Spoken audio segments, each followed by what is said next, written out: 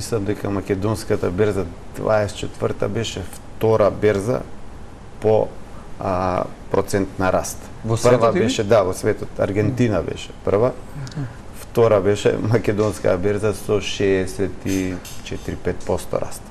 Во однос на македонскиот пазар можам да кажам дека генерално главен двигател на растот беа банките, кои што успеа да остварат значајно повисоки резултати во однос на претходната година. Мислам дека порасна 30-40% добивките во однос на 23-та и тоа беше причина соодветно да инвеститорите реагираат и ги прилагодат цените на тие повисоки резултати. Nvidia и целиот технолошки сектор е добар показател за тоа. Растот што го гледаме таму е да вистина од идни очекувања, но погледнете што произведуваат. Вештачката интелигенција и целата индустрија што ја поддржува прават тектонски измени во општата економија, значи не само на берзите, туку и како работиме, како функционираат компаниите, како доаѓаме до одлуки во нашиот сектор, во финансискиот сектор, во инвестицијскиот сектор.